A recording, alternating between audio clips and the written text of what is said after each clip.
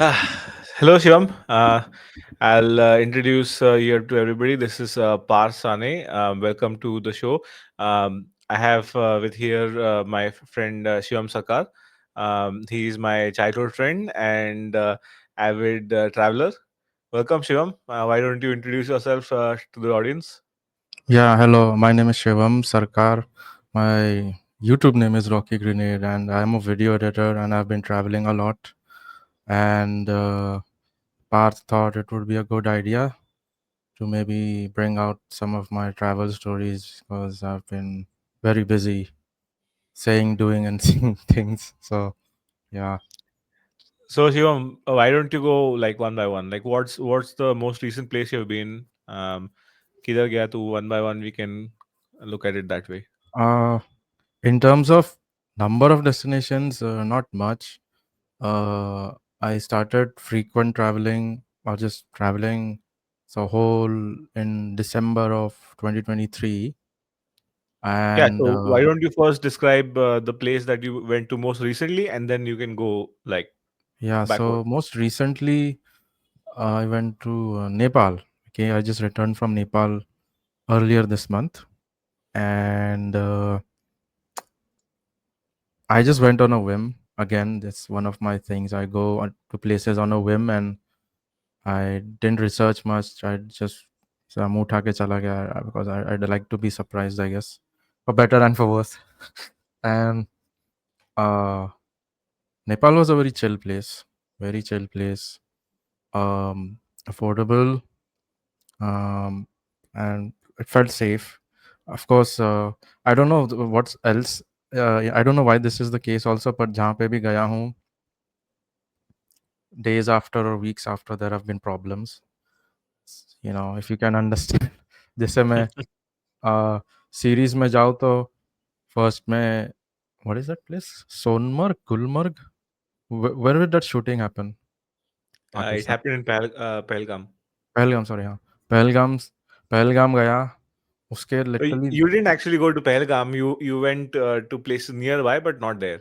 Literal में पहलगाम गया I did the tour Acha, but not that place, na, where this happened. Exactly वही green ground पे था मैं The not on same, that very day same place.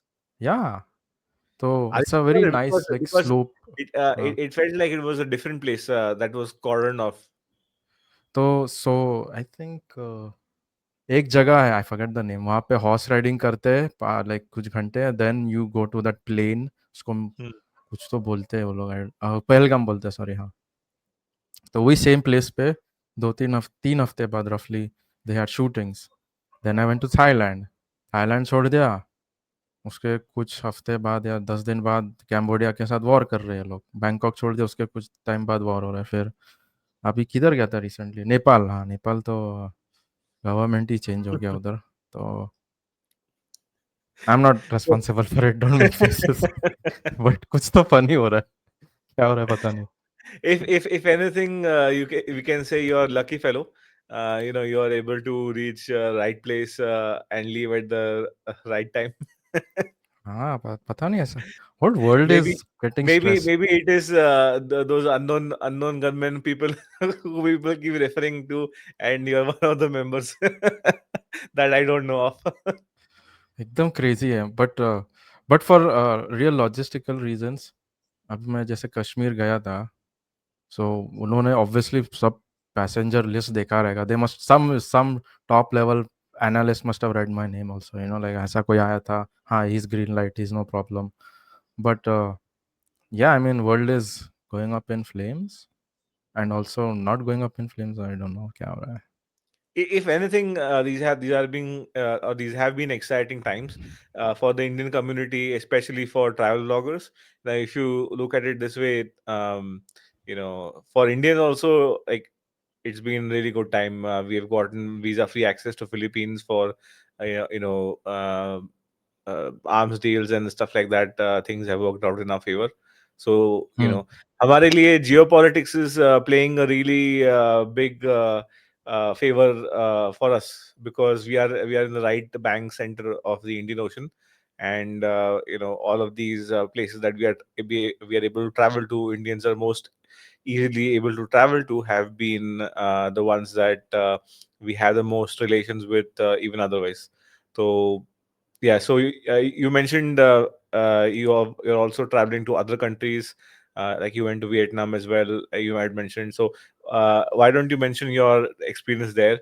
And also, interesting to note that our relations with Vietnam also are expanding to an ever increasing level. With trade and like commerce and other things like that. So Vietnam again, ये पार्थी था, इसने मेरे को बहुत नोच के बोला, अरे तू chiang mai में बैठा, you're sitting in chiang mai, so you know halong bay and hanoi is just east, 1 hour east of you. Go check it out, it's nearby for you this time. It was not nearly nearby because direct flight तो है ही नहीं from chiang mai to hanoi, if I remember. So I had to go to bangkok, slight change, layover, आधा दिन का layover था, I think 6 hours का layover था. Then I landed in the evening in Hanoi. And um, I was just busy doing Thailand stuff in Thailand. So I didn't bother to look up Vietnam, any information, currency का क्या value है, capital क्या है, वो कुछ नहीं पता. ऐसा ही very sleep deprived, थका हुआ ऐसा. I just landed there and मेरे को कुछ नहीं पता. I literally know nothing about the country. मतलब जितना ज़ीरो से ज़ीरो मेरे को कुछ नहीं पता. ओके. सो पहला 2 शॉक मेरे को क्या लगा था, जैसे एयरपोर्ट से निकला, as I left the airport, the driver opens the right side door and he tells me to seat.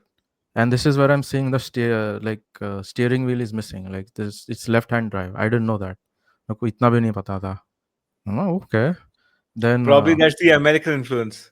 yeah, then I was confused. For a moment I was confused, thinking, am I in the right country? Because this is Southeast Asia. Why is this car left hand drive? And then I see they're driving on the right side of the road. Then I'm getting more confused. ये सही में Vietnam है ना? कहाँ पे land हुआ है मैं? I was a little confused, like, because Southeast Asia, why do they have left hand drive, right side driving? I didn't understand, but ठीक है.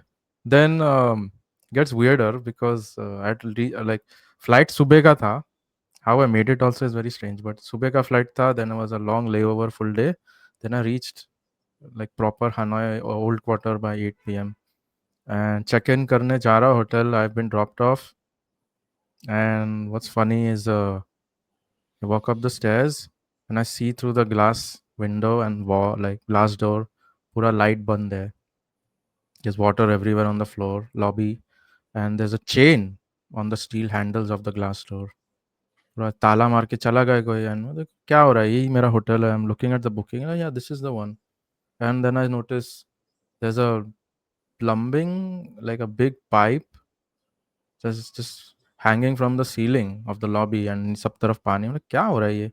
Have I been scammed? मैं डर गया था. Like it was like, am I scammed? What is this? यही hotel है? मतलब क्या हो रहा है? Then I see the chat from the hotel manager कि they have these issues. सुबह like दोपहर को ही मैसेज किया था. I had not seen it, and they moved me to different hotel. And I had booked a 3-star, but they moved me to the sister hotel in the nearby vicinity, and मेरे को upgrade मिल गया. It was a 9-day booking, but मेरे को 5 दिन वैसे 4-star में रुका दिया. And it was a nice upgrade, really good hotel, एकदम solid wood furniture, a really nice bathroom, shower, toilet, lobby भी अच्छा था, एकदम सही था.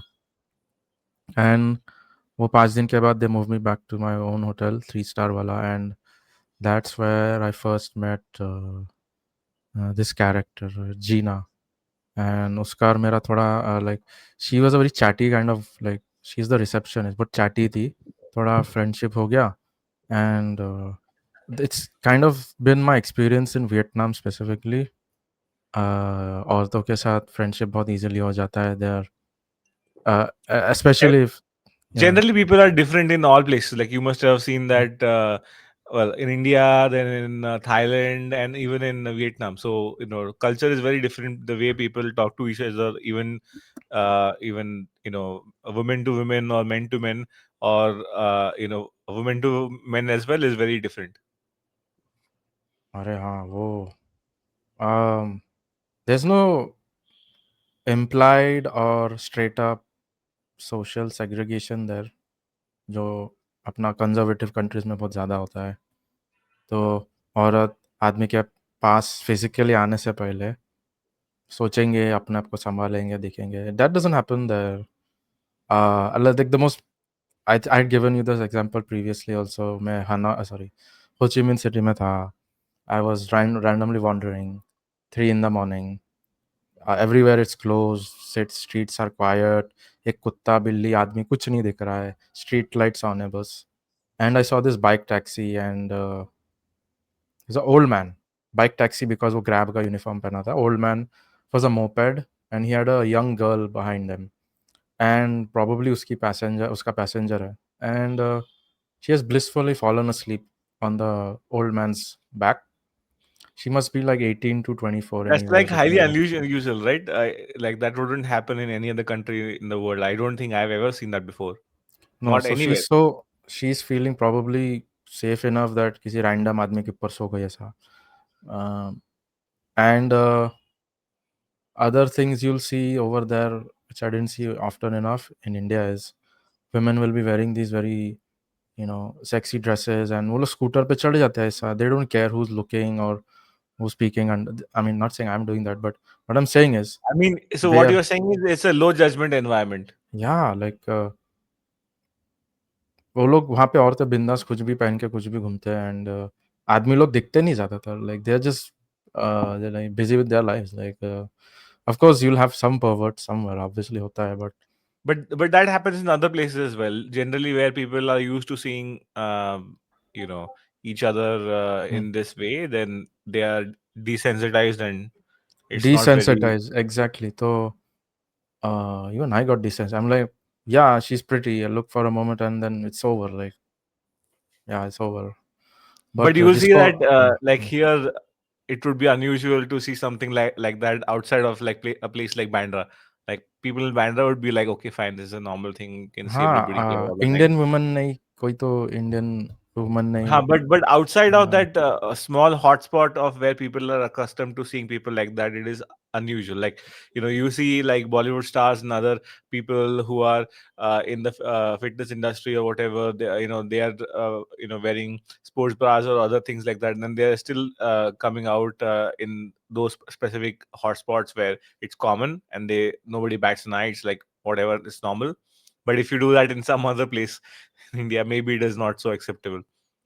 And I would say it is also true for men as well, because I've observed that men as well in India are uh, you know more liberal when they are used to seeing this thing, and they are like, okay, this is whatever, it's a normal thing. But society also has to come to that extent where they can accept, like with the cultural difference. Like like you tell me, right? So in Vietnam there is a lot of difference in how people will meet each other. There'll be cafes and stuff like oh, that. Oh, speaking about cafes, so you need to tell us like what kind of cafes you went to. Like that's a big culture in Vietnam, right? Like in Hanoi and in Ho Chi Minh. yeah, cafes. So, but before cafes, see the culture thing. बहुत लोगों को पता नहीं. Many people don't know, but अपना some of our TV shows are very popular, especially in Vietnam. The soap operas, Balika Vadhu especially. To this day, they watch it. Like they know Pratyusha Banerjee kaun hai. They know what is her state and she's no more in the world. They know all the gossip as well. Like they are very obsessed with our TV So, serials for some reason. are you saying that they have Vietnamese translations? Probably, yeah. Like, does it With come with subtitles, I subtitles think. or is it Yeah, I dubbed? think Like, how subtitles. is it? I think it's subbed. Dubbed, I'm not sure, but I've seen subbed like clips. And so, what does this mean? Ultimately, I think there is some cultural connect. I think I've feel that culturally, on the surface, we are very different. Like diet, you know, a lot of stuff. We're different, but the core values are very similar, like Indian and Vietnamese. Otherwise, why would they watch a TV serial which is all about like beliefs and Saas Bahu? And it's, you have to have certain deep connection, and I think it's a value based connection that they have. That's why they relate to our TV serials. And yeah, so there's that cultural thing. Anyways, the coffee thing. Vietnamese coffee is very strong. I personally loved it quite a lot. Like the best part about the coffee that you got me, Shivam, was that I Hmm, was able to make like fantastic iced coffees with it. Like the uh, best use of strong coffee is to make iced coffee, because by the time you like actually put milk and or if you want to use any other kind of lactose free or whatever, like almond milk or whatever you call it, and you use ice, like the strong flavor gets diluted, and that's like a hmm. perfect strong coffee to make like cold iced coffee. Yeah. I'm terrible at making coffee, and so Don't I worry, bought the I bean. was too at a point, but now by practice, I have developed Yeah. the ability to Uh, make all right coffee. all right. So yeah, uh, they have robusta everywhere. So robusta is cheap and easy to grow, and it's very strong. But easy to grow because you don't need a very high altitude like Arabica. You can just grow it pretty much everywhere. And I noticed I like hmm, Arabica particularly. I don't know why, but the flavor seems to be better for Arabica compared to Robusta. yeah, so I'm also curious now because I will be going back and having robusta because I've been having Arabica from Nepal for a while now. So I'm curious how I will react to robusta after a long time. Um, but yeah, they are a total coffee culture, and maybe that's why energy in Vietnam is so high. Maybe because they drink a lot of coffee. I don't know. So yeah. So, what other places in Vietnam did you explore? Like you went to Ho Chi Minh, you went to Hanoi. So, what was your experience overall? Like, what is the difference between the north and the south? Like, is there a cultural difference? Like, I know like the audience may have some opinion on that, but why don't you share yours? Well, I have stayed at length in the south more. So I last visit was 3 months. I was in just one city for 3 months, quite literally.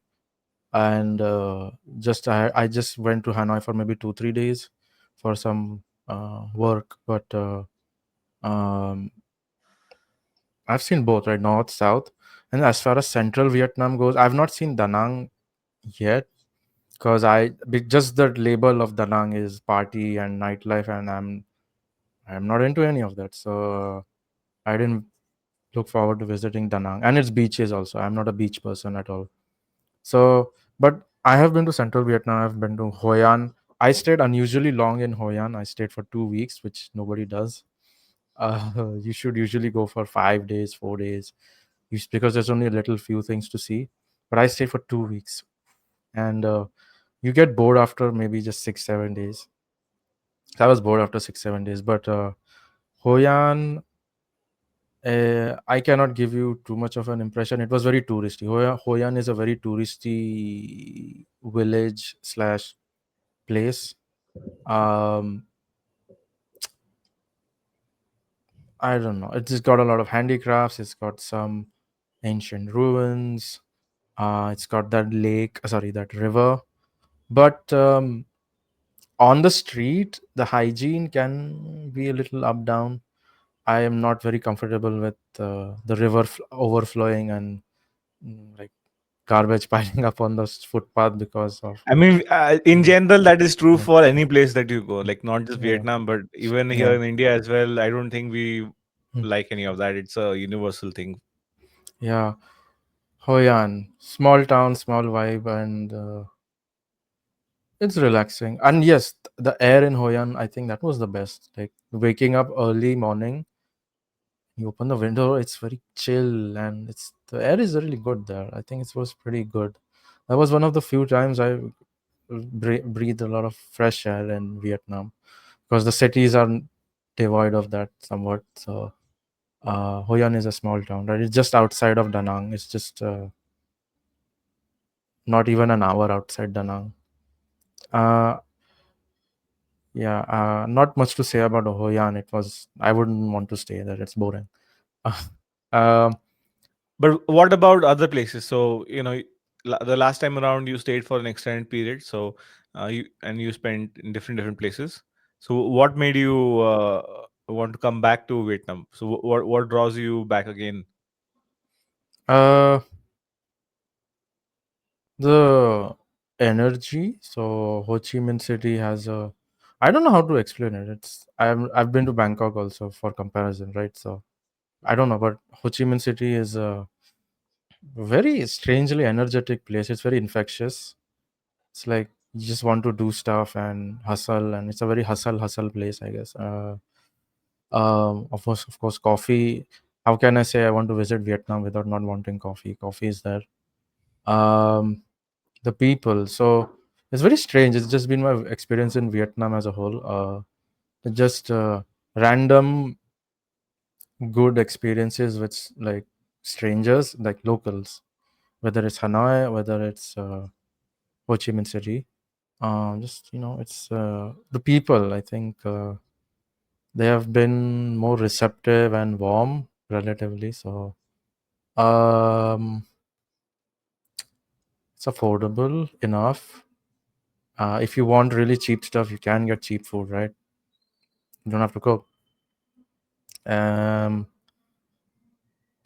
yeah, I think it's just these are just simple, very simple things which I just like about the country, which I didn't And get and in I enough remember you amounts also elsewhere. went to a lot of you went to a lot of toy stores, no? You have that RC collection hobby, and you went to those places.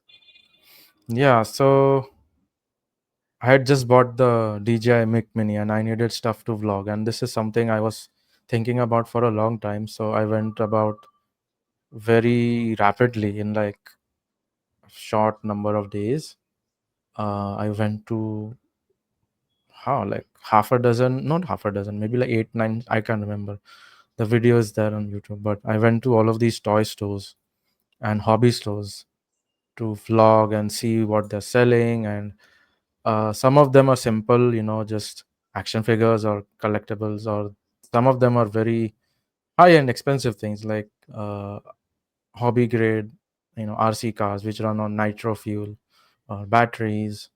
I also went to some regular shops which sell just about everything to do with anime and toys and stuff like that. So um, I wouldn't say it was affordable or cheap relative to like getting it from the US or Hong Kong itself, but I mean it's an option. If you're out there, you can do that.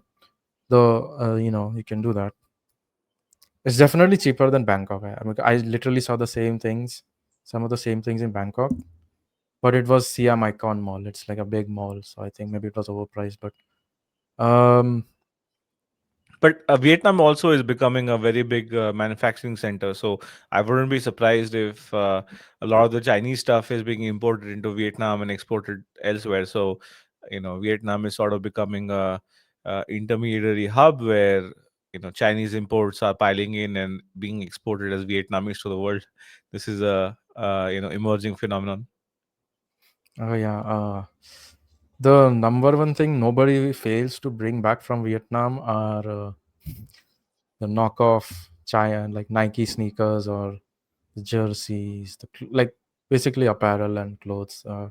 It's everywhere. It's all so in your face. You cannot ignore it. So yeah, it's and mostly it comes from actually they make it like Vietnamese themselves manufacture that, right? They have a lot of manufacturing there. So, uh, but of course, if you want something which is culturally significant, of course, coffee. Maybe get suits. I don't know why suits are very popular in Vietnam. Like Yeah, it's I've seen a lot of videos of YouTubers getting their suits stitched in Vietnam, like within a day or two, something like that. Like they go to a shop and then they get measured and they say, "Oh, see, I got such a affordable priced suit or something like that." So that yeah. seems to be So a trend. yeah, when I visit, I think I'll make one suit because will not be more than 300 USD. I don't think so.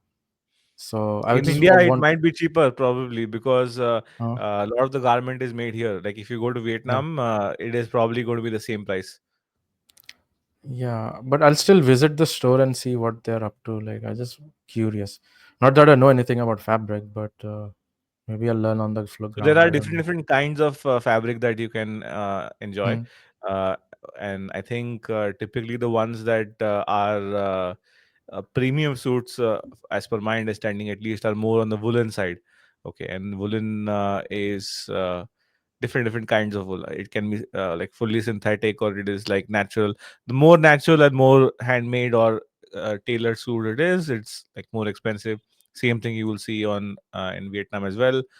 Anything that is made out of polymer will be cheaper, but natural materials which are much more nicer in feel will probably be more expensive. Hmm. Woolen. Okay, I'll note. I'll note. Woolen. Um. That's just an interesting thing. Like, I've had suits in the past done, just basic ones, because of my father. I got good access to them. His maybe his old suits are kind of going to fit me now. I need to ask him on that, but it'll be interesting to see how that works. He's also lost a lot of weight, just like I have, Uh, but uh. plan to lose more. Let's see. But in general, like with your travel, and you're going there again. So, what is it that you look forward to on any trip? So, like when you're traveling, so what is the best thing that you look forward to when going to another country? Is it like the people? Is it like the culture? What drives you to travel in places other than India? For example, I like to travel to other places in the world because they are very unique.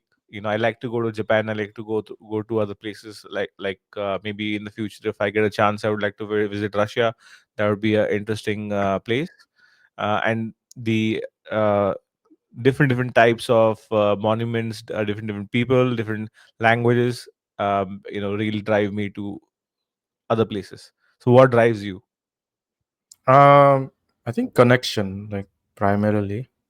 So, and that's why Vietnam tops the list now because it's more easy. Like they're more receptive. Like I think so. At least I perceive it that way. And the second thing would be culture and history. So I'm a real museum person. So Vietnam did museums very well, I think. I visited Hoa Lo prison, which is in Hanoi.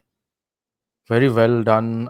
If you get the audio guide, always get the audio guide. So very well done representation of the struggle against the French during colonialism. And then, Ho Chi Minh City has the War Museum, War Remnants Museum.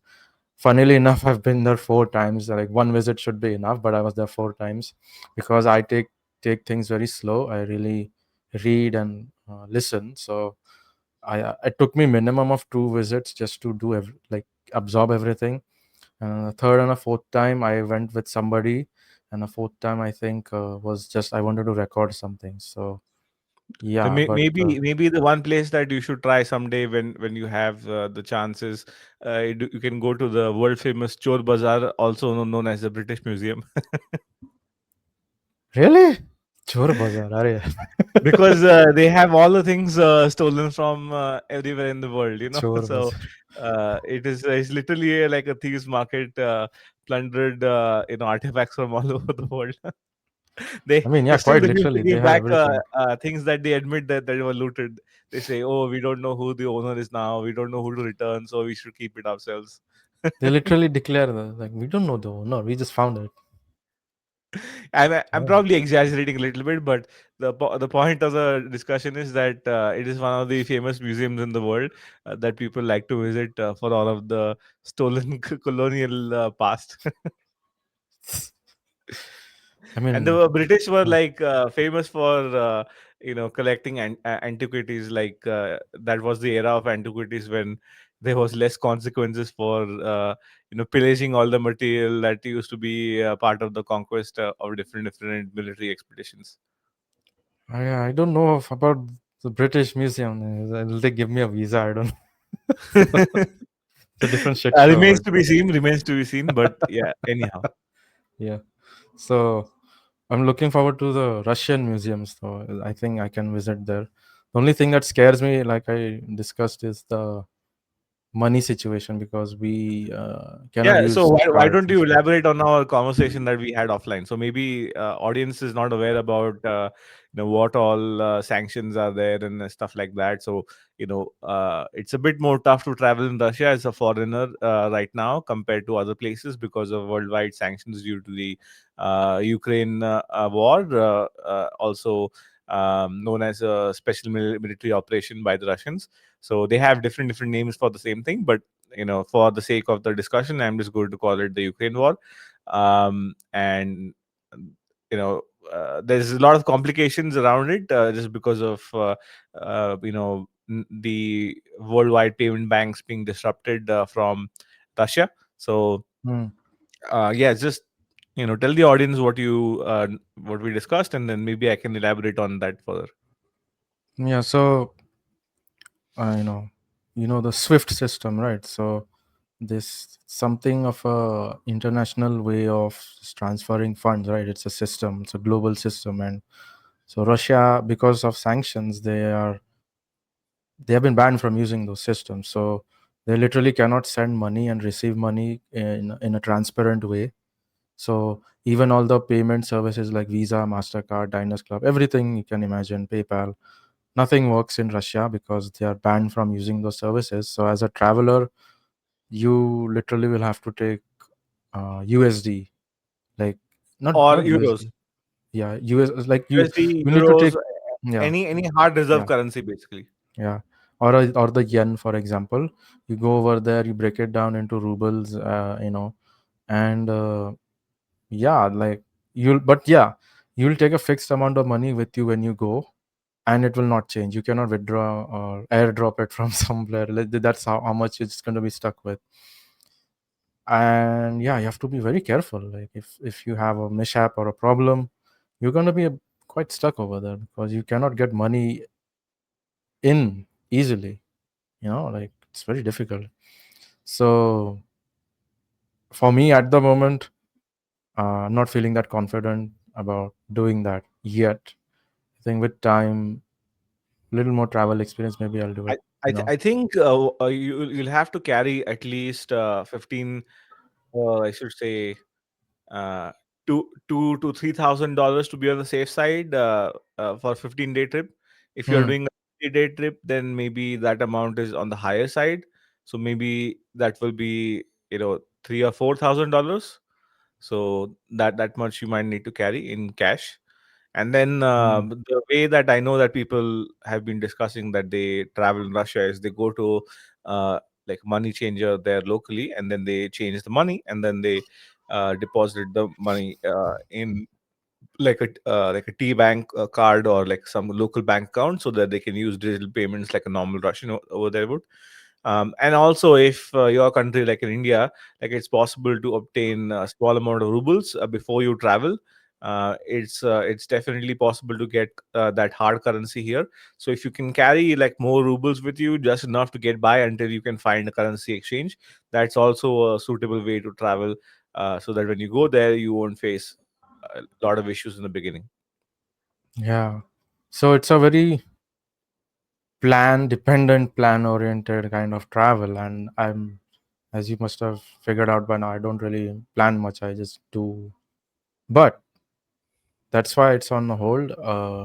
I I think it will Yeah, take some maybe time. we have to figure out something in the next couple of years if we can manage that. Maybe both of us can make a trip and recount this in another future episode. But Hmm. I think Yeah. that's something that's possible, because if we go together, right, it's more possible that you know both of us have better confidence in traveling. There will be lesser issues if we are going together, I think so. Wait, I also had a random question. What about the insurance? Like, what about travel insurance when I'm in Russia? I'm like, hmm. So the Indian companies will cover that. So we are lucky on that regard. That's not really a problem. Oh, So great, great, great. Because I was thinking if other stuff is not okay, Indian companies. Yeah, yeah. yeah, because Lucky. Indian companies are not sanctioning Russian entities, right? Yeah. So we are not, Right. we are on good terms with them. So uh, we don't have anything against them. So What about China? I have been to China once, but do you? What do you think about China, visiting China? Because it's a I think it's technological hub, right? fine. I think it's fine as long as you're not some kind of a political activist. You're fine. Hmm. Like you shouldn't have an issue. Personally, right now I don't see the appeal. I may go someday, but right now I just don't see the appeal. There are so many other places that would want to go before, um, and whatever I want from visiting a place like China, I can just get it better in Japan without Hmm. worrying about language too much. Now that I can understand and speak like a very, very basic level of Japanese, almost N5 level Japanese, I feel more confident in traveling in Japan compared to, let's say, in China, where I don't know more than a few Chinese words. Okay, what about you? So you know why I like Vietnam. What do you think? Why you like Japan? Like, what are the I like deeper Japan. reasons? Yeah. So primarily, I like Japan because I will be able to be in immersion of whatever language I'm learning. So I like to learn different languages, and the best one of the best ways to learn a language is by being in an immersive environment where you are forced to use the language and you are learning new vocabulary words as and when the situation is appropriate. So all the words that you would use on a day-to-day basis, there is a higher chance that you will get to encounter situations where you can use them to actually get meaningful results from somebody. Hmm. Hmm. So So that is one of the okay, big reasons. yeah, That's one one of of the the big big reasons. reasons, Hmm. which like if I go, then it will help me improve my language learning. So even if I get like a 30-day stay in Japan, it will be a fantastic outcome for me because I will get almost 30 full days to use my Japanese to whatever extent is possible, and hopefully learn something. Hmm. Hmm. What about? Do you look forward to something else in Japan? Maybe Oh yeah, I shopping. think I love the hot springs. So hot springs are so unique that in other places there aren't many. So in India there is one place where in Himachal somewhere there's one place where you can go for the hot springs, but it's like not in the same way like Japan where it is private and the water you can have your own session and it's relaxed. And there aren't other people nearby, so you can be yourself without having to be fully clothed at that point. You can relax and be immersed in the situation, which is not the case possible in India. So in Japan, there's a whole culture around the onsen and the things that you can do around the onsen. So typically when somebody goes to an onsen, they go for relaxation. People oftentimes will carry books or they will carry some laptops, so they have some work, so they do that for some time, and once they want to take a break, they go to the onsen, relax, and then afterwards, once they are done with the bath, they will go and have sushi or any kind of omakase, and different kinds of meals. They will again go back to doing what they were doing, and maybe twice or thrice a day you'll enjoy going into the onsen. And it's a fantastic occasion because you're able to spend the day essentially bathing in hot water and relaxing, and then some places will have attached spas, so you can get body massages and stuff like that if you're into that. So it's a very relaxing thing where you can get work done but also enjoy the whole process of relaxing and making sure you're in the moment. Would you like a long-term stay, more than 30 days? I would, but life being life, I have responsibility. So it would. I don't think it would be possible immediately to do that kind of thing. And a longer stay in Japan also means that you have to end up paying more for the privilege. So like a 30-day stay probably would cost me around 2 lakh rupees, which is maybe something like let's say uh, Eight. $2 or $3,000 for the Hmm. entire round Hmm. trip. Uh, Hmm. but maybe a longer stay will still be 3 lakh rupees or something like that. Hmm. Uh, so it depends like what budget that one goes with to spend for that. I don't disagree. It is definitely something that would be nice, but I got to figure out everything from logistics wise, like if it's possible, or not, and whether I can get leave for so long. So when you're a salaried person, you kind of have to submit documentation showing that you have got leave for the time that you're going to visit Japan. And if that is not a sufficient period, then you may not get visa for that long. So Hmm. it depends, like how it works out. So from logistics wise, we have to see.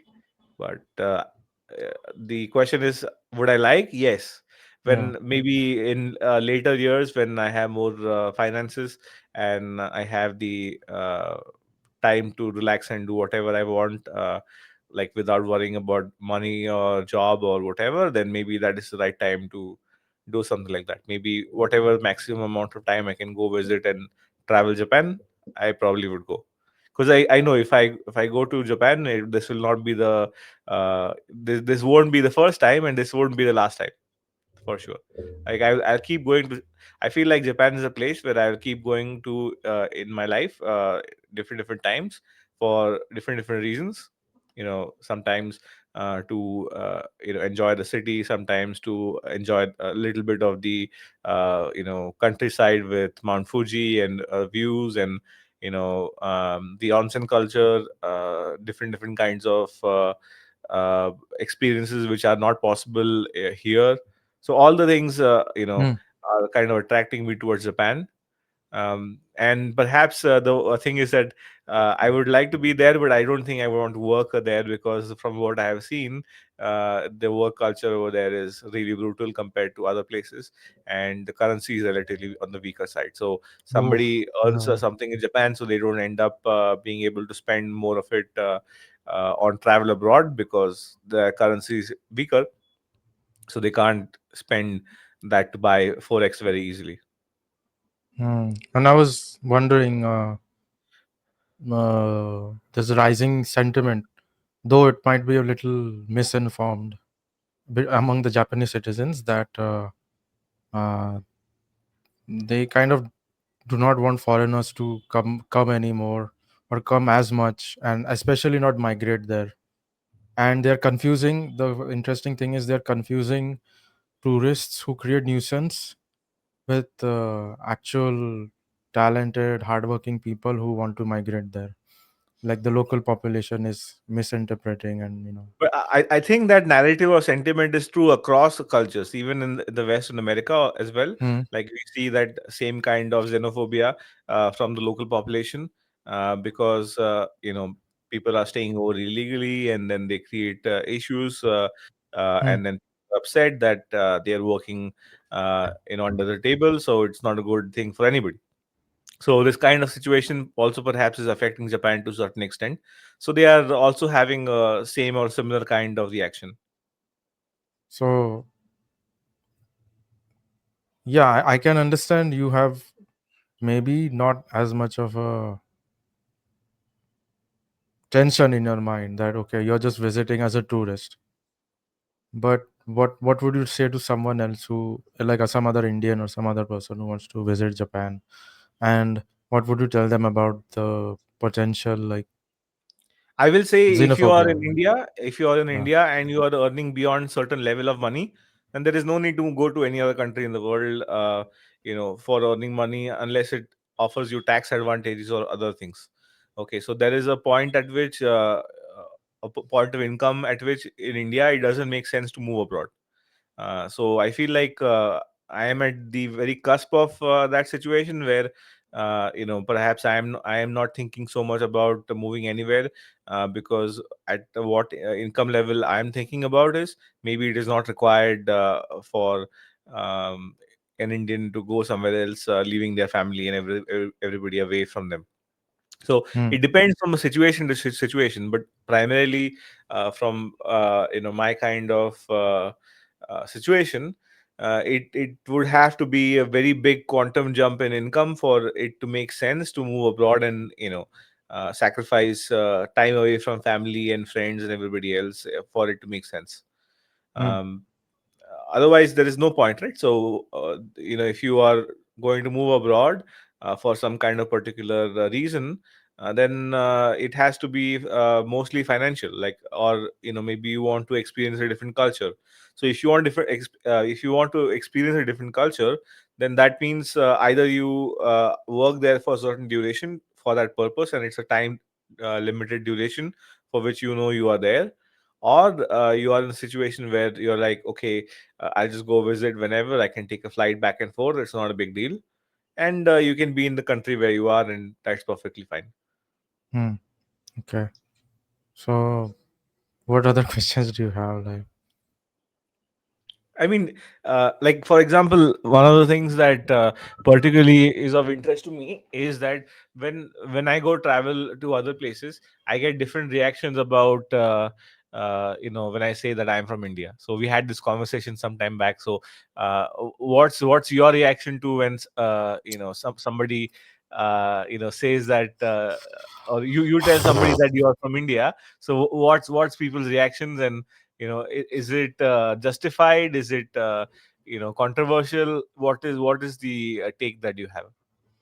yeah. So it's been the case.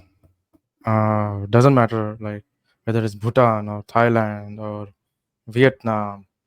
Um, the case being that, say there's a lady I like and a lady finds me attractive as well, and she wants to start a conversation, so I do start that. And um, say things are going well, like we're talking fine, we exchange Instagrams even maybe, and then the question comes, because it didn't cross their mind earlier for whatever reason. They ask me where I'm from, and I say I'm from India. So doesn't matter if it was online, doesn't matter if it was face to face. All their enthusiasm and all their like interest just vanishes and drains away. The smile goes, the smile goes from this to like that. So like, you liked me, but suddenly you see my passport and you're like, no. Yeah, like that's a kind of unfair, and it's just reality. And So that means people have an unnecessarily negative view, and then people judge you based on where you are. So I don't think that's great at all. And maybe people like that, you don't want your life anyhow. So that's a thing that yeah, maybe we should get yeah, it we should could. have in our mind in the first place, that people who judge us for based on where we are instead of the content of our character don't deserve to be in our life. Yeah, so it could be just cringe or disgust, or it could just be outright contempt and anger. But there's only been one story where I was at a normal, like pretty respectable massage shop, and I was getting, I think I was getting my nails done or something. I don't remember.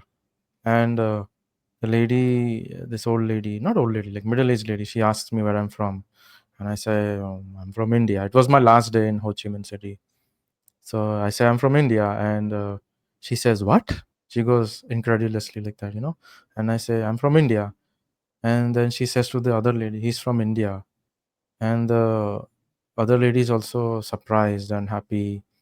And then the other lady says that this middle-aged lady really likes India, and she likes the culture, and especially Malika Vadu. And so yeah, it was one time at least I remember where uh, in Vietnam, where they almost wanted to hug me because of India. So and So yeah, sometimes we have a positive association by culture. yes, that soft power is doing things, at least in Vietnam. Yeah. So what So are what are some of the other places that you want to go in the future?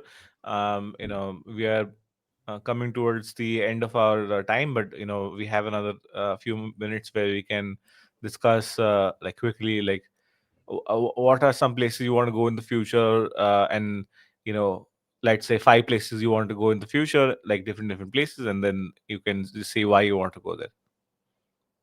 Philippines, because Southeast Asia, visa free, I just have to go there. I want to see a new place as well. I'll get bored with just Thailand and Vietnam and all back to back. So for that reason, I need the novelty.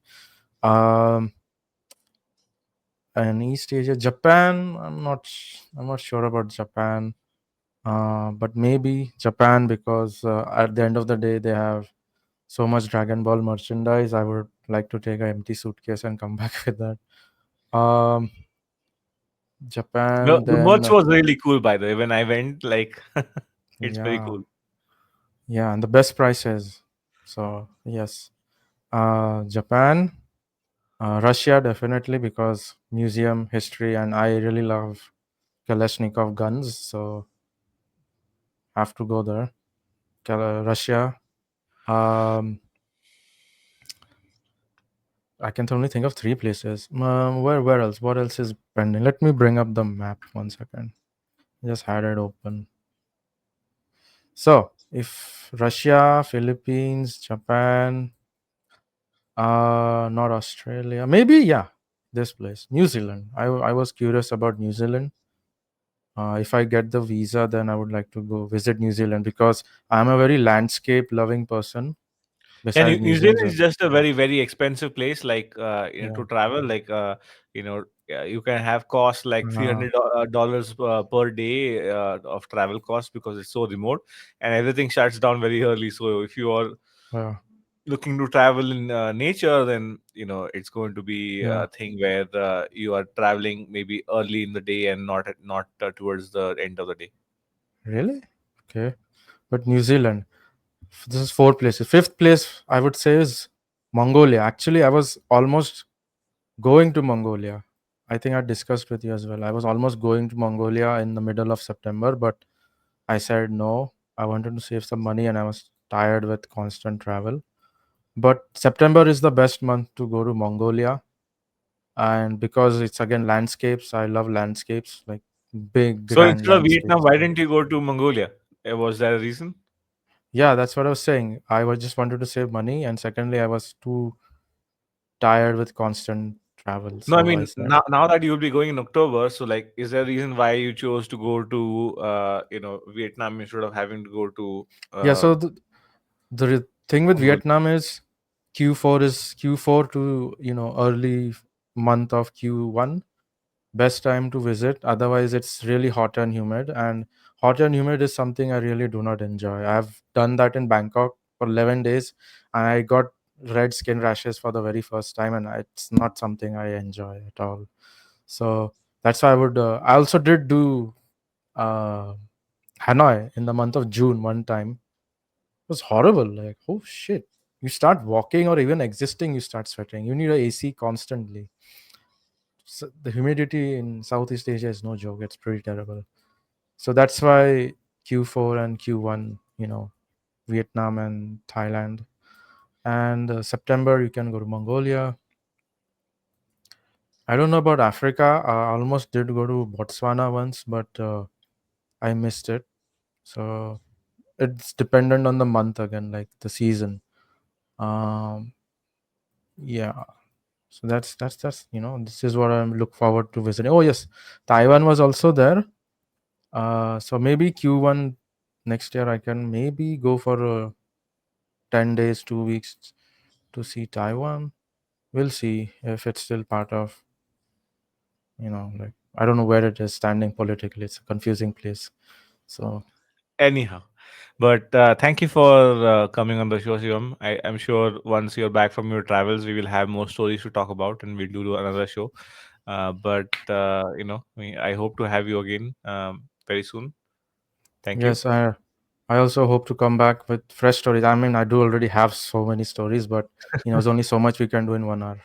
So Of course, of course. Thank you, Shivam. Thanks for being with me. solo then see you.